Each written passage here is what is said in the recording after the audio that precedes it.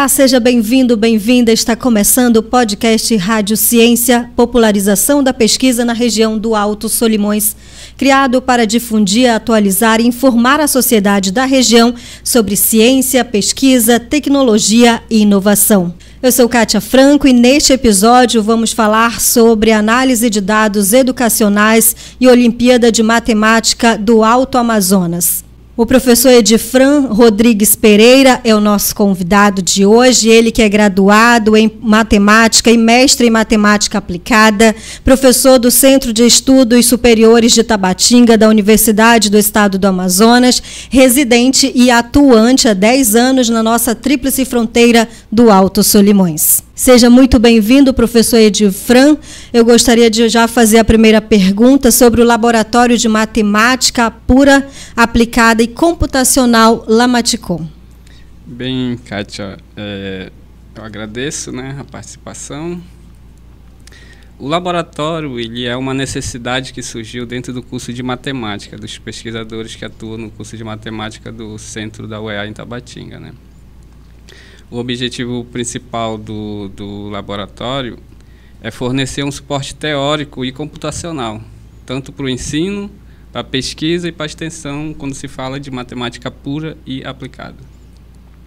Além disso, a gente busca também criar algoritmos e programas computacionais para atender pesquisas voltadas para modelagem matemática, estatística aplicadas e outros. Sim, professor, qual a importância de fazer essa análise de dados educacionais?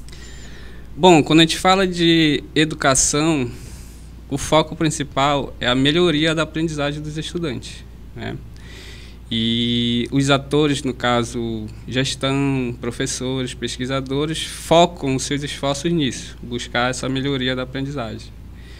E quando se fala de políticas públicas, nada melhor na questão de formulação, monitoramento e avaliação dessas políticas é buscar as evidências que elas nos informam, E isso necessariamente vai passar pela obtenção e análise de dados. E quando se fala de políticas educacionais, isso não é diferente. Sim. Então, esses dados, eles ficam disponíveis, eles podem auxiliar nas tomadas de decisões dos gestores e de qualquer outro ator que atue na escola, inclusive nós pesquisadores, porque eles permitem a compreensão das necessidades da aprendizagem dos alunos. As avaliações educacionais nos trazem esses dados e depois a gente vai analisar para ver o que aconteceu no aprendizado do aluno para a gente atuar e tomar uma decisão em relação a isso. Uma ferramenta muito importante, professor Edifran?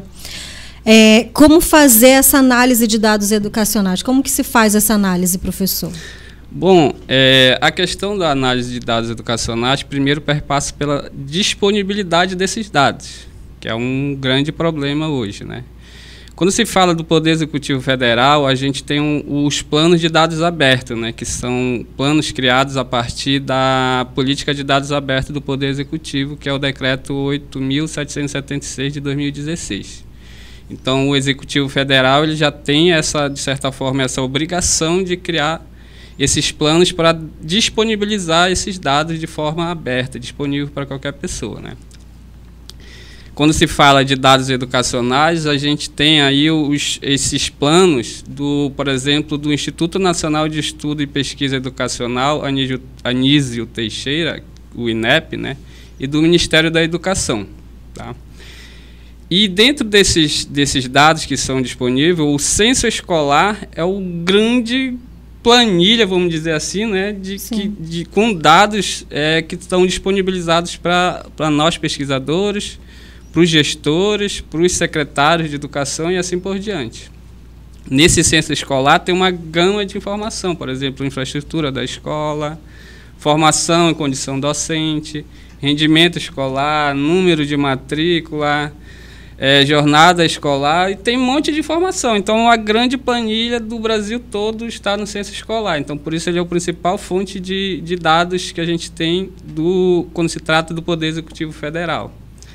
Mas só isso, ele às vezes não é o suficiente. A gente precisa que essas políticas elas estejam permanentes, tanto na questão dos órgãos municipais, como também dos estaduais, né? Sim. Porque só o censo escolar ele não coleta todas as informações necessárias para a gente, de repente, enxergar aonde é que está um problema no aprendizado de determinados alunos. Entendi. Então, é preciso que o município, o Estado também atue nisso e deixe disponível de forma aberta para que tanto nós, como pesquisadores, como os gestores, como as outras pessoas que trabalham na escola, tenham isso disponível para fazer suas análises. Tenham acesso, né, professor? Tenham acesso a esses isso. dados. Vamos falar da Olimpíada da Matemática, então? O que é a Olimpíada de Matemática do Alto Amazonas, professor?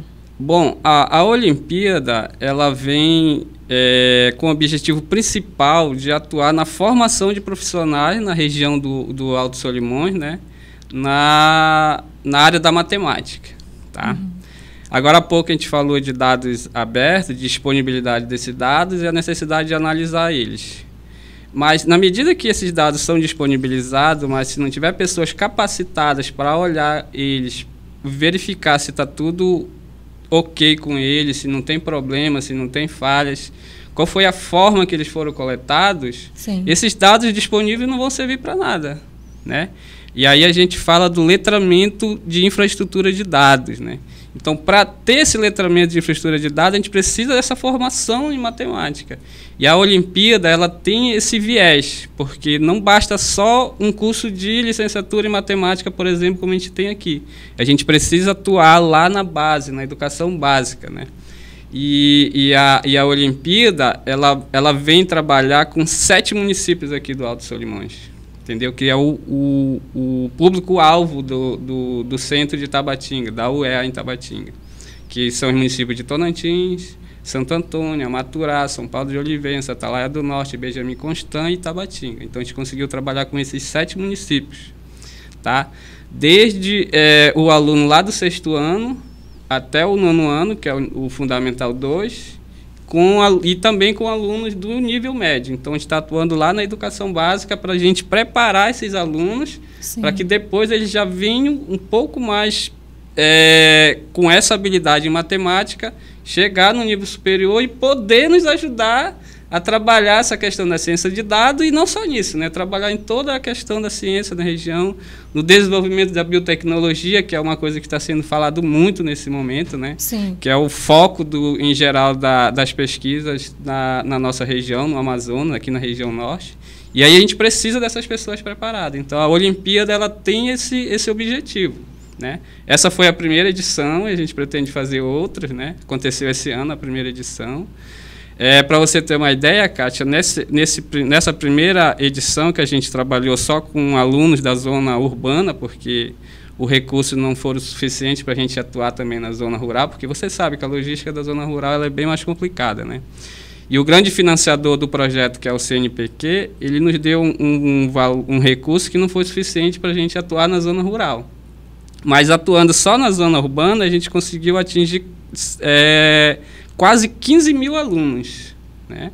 Então, olha só a vantagem de atuar nesse tipo de projeto, que é um projeto dito extensionista, né? Porque nós temos aí quase 15 mil alunos, nós temos aí uma planilha com 15 mil linhas, vamos dizer assim. Olha a quantidade de dados que a gente conseguiu coletar, que agora a gente vai conseguir analisar. E volta de novo para aquela questão da análise de dados, né? Lembrando que cada aluno desse resolveu uma prova com 20 questões, onde tinha opções de A, E. Olha a quantidade de dados que a gente tem agora em mãos para analisar, para depois atuar novamente com esses alunos para tentar melhorar o aprendizado deles na matemática. Para depois eles virem nos ajudar, né? Dando continuidade nesse trabalho. É um ciclo, né? Se a gente não atuar com esses meninos, a gente não vai ter a mão de obra suficiente para nos ajudar nessas pesquisas que a gente tem para fazer aqui na região, tá? E importante falar que desses 15 mil alunos, a gente selecionou em torno de 1.000 alunos para uma segunda fase. Foram 2 fases, né? E dessa segunda fase, a gente selecionou 80 alunos que são bolsistas agora, né? Agora estão já na fase de receber bolsa. E esses alunos vão ficar recebendo essa bolsa por um período de 12 meses. tá? O CNPq está pagando essa bolsa. A bolsa é no valor de R$300 mensal, tá? Olha que legal, né? Nossos alunos tendo esse direito aí dessa bolsa, né? Uma ajuda importante, não é? Sim, importante, porque em geral são famílias carentes, né? Isso. E tem alunos dessas famílias que têm muita habilidade com matemática, que às vezes não vão ter oportunidade de chegar aqui na universidade, e né? desenvolver essa habilidade na matemática. E a gente está buscando esses talentos, entende? Para estimular eles para vir aqui com a gente, vir estudar com a gente, se preparar ainda mais, desenvolver ainda melhor essas habilidades, tá? Então a Olimpíada ela é um projeto que a gente está cuidando dela assim, da melhor forma possível, porque a gente sabe o grande potencial que ela tem. Maravilha. Professor, e quais as expectativas, falando em potencial, quais as perspectivas, na verdade, de futuro para a pesquisa em análise de dados na região do Alto Solimões? Então, quando se fala de análise de dados, tem uma gama de pesquisa que pode ser feita, né? Hoje em dia, a gente está produzindo dados a todo momento e esses dados estão sendo coletados e muitas vezes não estão sendo usados por falta de pessoas para trabalhar eles, né? Sim. A nossa equipe aqui do Lamaticon, atualmente a gente está trabalhando nessa questão, tanto na parte da educacional, que a gente falou agora há pouco, mas também a gente está com um projeto que é analisar dados que são ditos de séries temporais, né?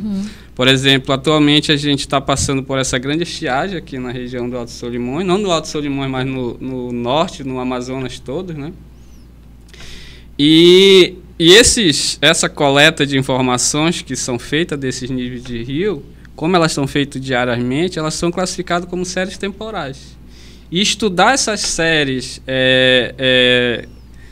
esses dados que são coletados ano após ano, isso nos traz informações para, de repente, prever esse tipo de situação. Entendi. Para que isso não pegue a gente de surpresa novamente. A gente consegue, com informações desses dados, prever que daqui a 5, 6 anos vai ter de novo uma grande seca dessa, porque essas séries, a gente diz assim que elas têm memória, entende? E elas se comportam de uma forma que é possível a gente fazer essas previsões. Então, estudar esses dados, eles são muito importantes por conta disso, tá? Sim, norteiam tomadas de decisões fundamentais, não é, professor? Sim. E é importante, né, que esses dados estando aí disponíveis, os nossos governantes tomem essas decisões o quanto antes para que a população não sofra, né? Sim. E um outro projeto que a gente pretende trabalhar nessa questão de dados é voltado para o que a gente chama de inovação cívica, tá? Hoje em dia, por conta da política de dados abertos, o Poder Executivo ele tem que publicar toda a sua ação, né? Nossos políticos estão aí gastando nossos recursos a todo momento, a gente não sabe com que eles estão gastando. Mas todas essas informações estão sendo publicadas.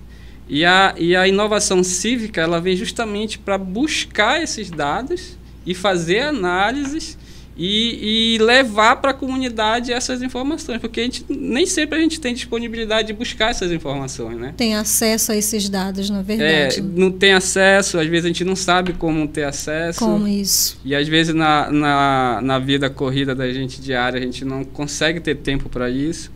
Então, se a gente tiver um grupo de pesquisadores capaz de buscar esse dado, fazer essa análise e trazer essa informação para a gente, isso é importante tanto para a questão da cidadania, né? A gente sabe, o deputado, o vereador, o prefeito tal, gastou um recurso aqui sem explicação nenhuma, né?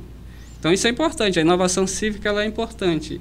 E isso perpassa para a análise de dados, porque são muitos dados que são colocados aí na internet todos os dias. E se a gente não tiver um programa computacional para fazer essa análise, a gente não consegue verificar problemas no gasto do recurso público. Entendido. Professor Edifran, muito obrigada pela entrevista aqui no nosso podcast Rádio Ciência. Eu que agradeço, Cátia. Bom, acompanhe os episódios do podcast Rádio Ciência na página pactas.org. também no canal do YouTube Rádio Ciência, no Facebook e também no Instagram. E o nosso próximo podcast vai abordar a capacitação do projeto Climas. Obrigada pela sua atenção e até o próximo episódio do Rádio Ciência.